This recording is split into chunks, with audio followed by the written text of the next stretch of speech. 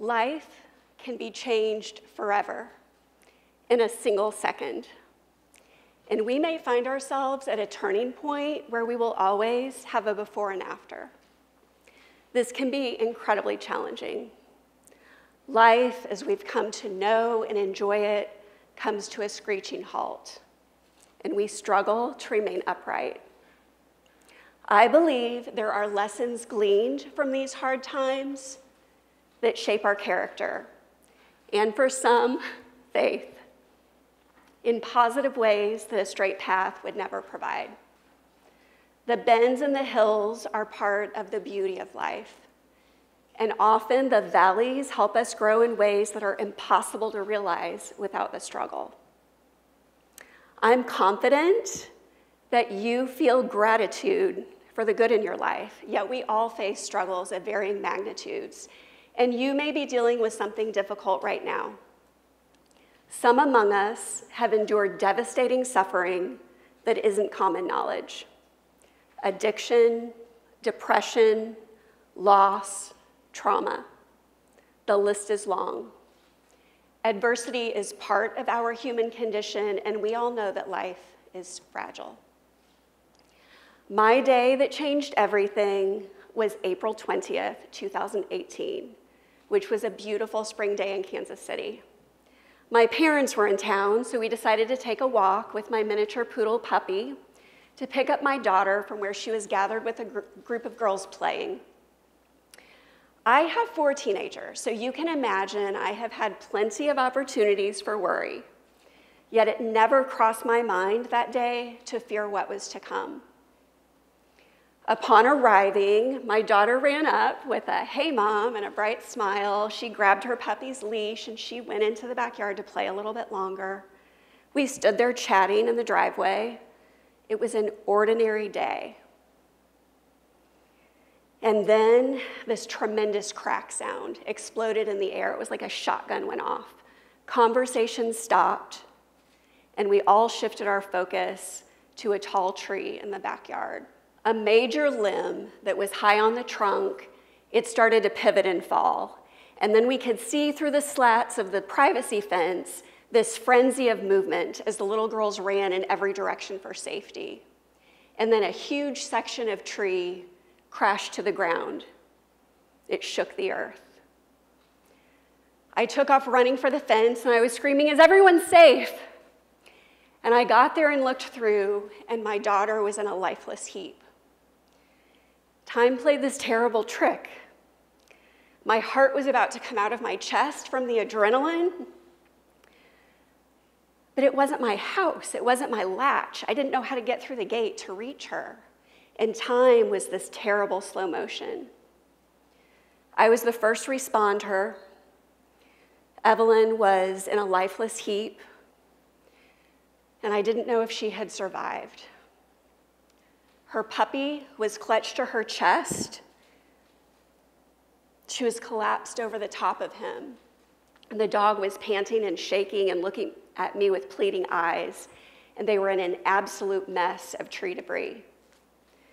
Then she unfurled herself, and she started uttering these guttural, animalistic cries of pain, wailing. I dropped down, I swept her hair from her face. It was bloody, and her eyes are etched in my brain. They were glassy, unseeing. They were pointed in wrong directions. It was the lowest point in my life because I feared her beautiful life was about to slip away. It felt like death was standing over us, just waiting. I started praying the first part of the Hail Mary on repeat, that her life would be spared.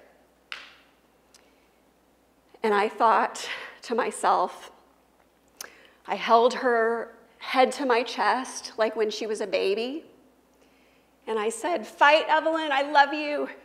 You have to fight."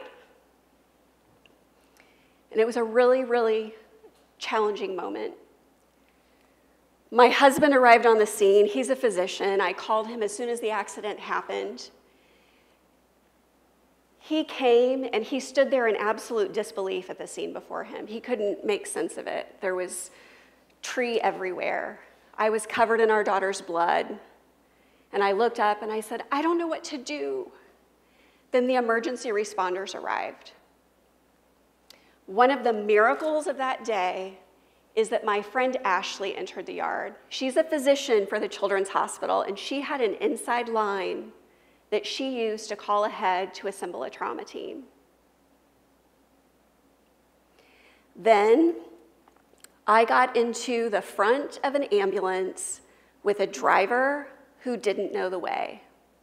And I took a ride from hell in which I was terrified that my daughter would die before we got to the hospital.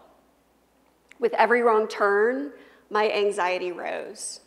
The tipping point was when a U-turn was needed, and the process, every part of it, braking, shifting gears, turning the wheel, was performed so slowly, that was it. Do you men have children? Yes.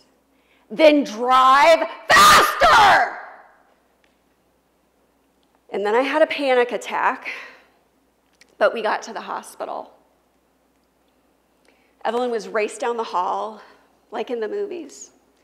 And I was able to plant a kiss on her, but I had the thought that I hoped it wouldn't be the last kiss I ever gave her while she was alive. And then there was a bright spot. I saw the trauma team. They were assembled and they were ready to save her life. And that memory, it's like a freeze frame from a movie.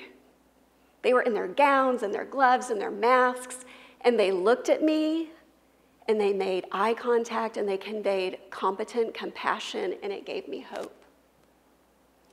The next slide shows graphic images of Evelyn's injuries. Please be advised. She suffered a severe compressed skull fracture on the top of her head that radiated along the coronal suture to her mandible. There was a bone shard over her motor cortex that the doctors feared was penetrating her brain, and that could have long-term mobility problems.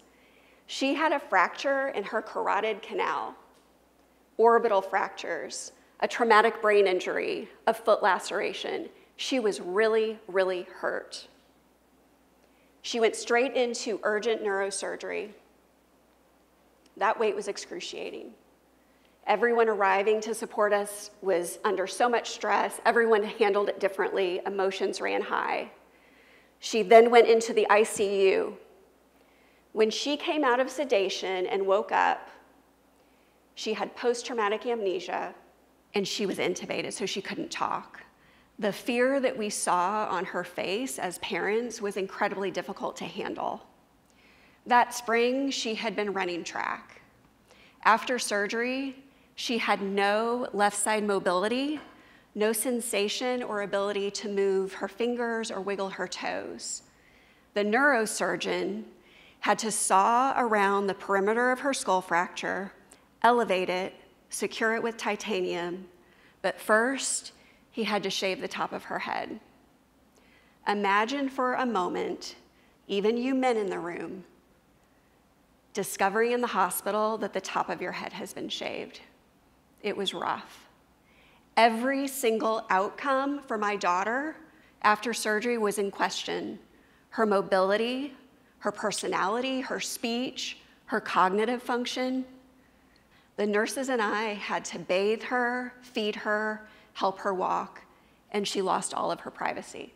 Evelyn made remarkable strides in her recovery through the marvels of modern medicine, the power of an infinite being, and her grit and determination. A choice to maintain hope guided us during this trying time. For me, that took the form of prayer and surrender. She had to lay out of activities that could put her at risk for secondary concussion. So things like soccer, basketball, trampoline, and snow skiing. These were things that she had to give up. And it was really hard for her. But Evelyn has a fierceness to her nature. Just ask her siblings.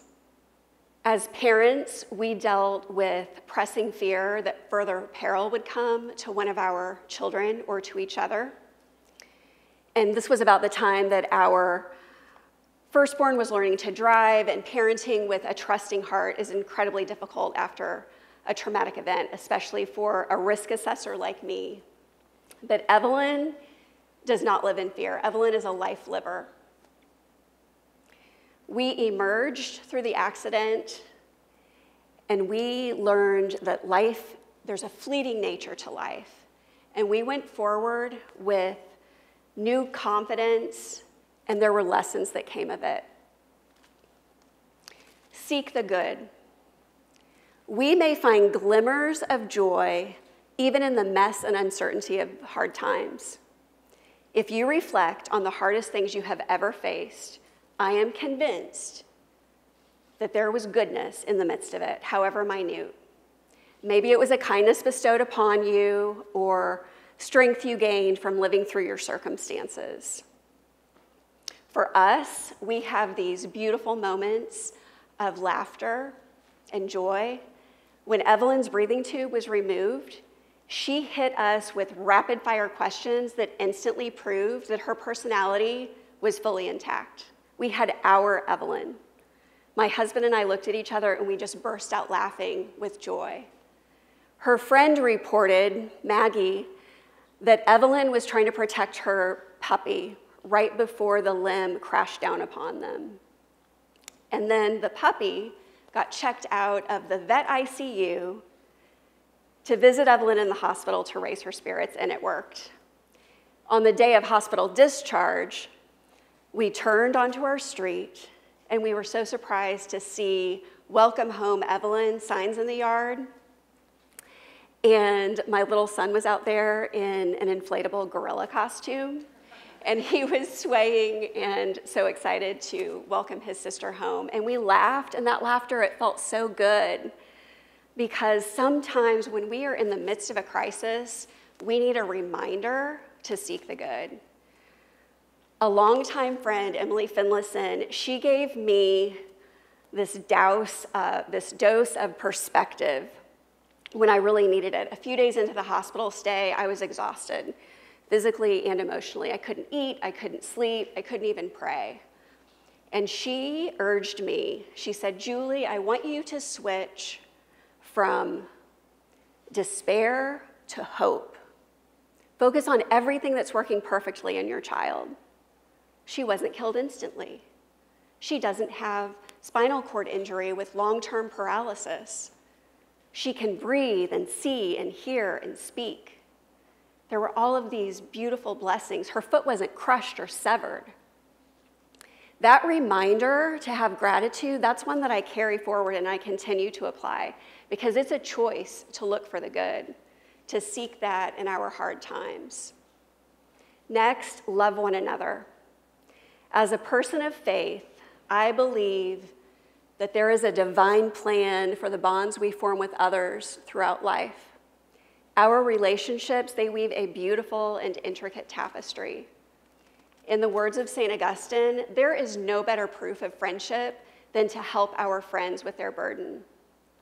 After Evelyn's accident, our family, friends, community, they rallied to support us. They showed up, fed us. The grandparents took care of the other children. My friend Jane brought our children to visit in the hospital. They gave us encouraging notes, gifts to raise our spirits. They listened. My friends wrapped us in their arms and held me when I wept. We each have the opportunity to lovingly serve those around us during their trials and times of need as an act of devoted friendship. So love big and show it with your actions, and don't be paralyzed by doing the perfect thing. There isn't one. Do whatever makes sense for you, however small. It matters. Love begets love. Love is everything. Finally, we control our outlook. Sometimes life turns into an upside-down mess, and we wonder, how can I handle this, or will order ever be restored? Tragedy strikes, relationships end, health fails. Control is an illusion. The only thing within our control is our response to adversity. So choose how you respond when life goes sideways. Adversity can be the catalyst for the deepest spiritual and personal growth, because there are things we learn through adversity that we can't learn any other way. The power of reflection helps guide us and helps us find meaning in our trying times. For me, that means knowing that God is with us always, and will even use what we don't like and we can't control and we can't change for our ultimate good. We emerged from Evelyn's accident stronger in meaningful ways. We have more resilience. We have grateful hearts. We have hope. I will always remember the day that she came to me with a piece of wood from the tree that almost killed her. She penned, "Cherish each day like it's your last." And I broke down because she was 12, and yet she possessed this profound insight. And then in the next breath, I had to laugh because she said, "Mom, on the under, look, I wrote, because it might be your last." Evelyn experienced a total recovery. Today at 16, she is all things bright and beautiful, strong and confident, healthy, witty, faith-filled, an excellent student. From no left side mobility to multiple all-state track accomplishments, including a sprint relay with her big sister Olivia, who is a Texas A&M sophomore. Watching my children run makes my heart about burst with joy, especially knowing what that means for Evelyn. Evelyn says that her accident brought about a pivotal moment in her life by bringing her closer to death than she had ever been. And it showed her the importance of life and the emphasis that each day is a blessing. We don't have all the time in the world with the ones we love. Let's not take the gift of life at any level for granted. Life is a gift. Live intentionally, part with loving words and a warm embrace. I always kiss my dear husband, hello and goodbye. We are not promised tomorrow, so seize the day. And when you climb your mountain, hope on. Thank you.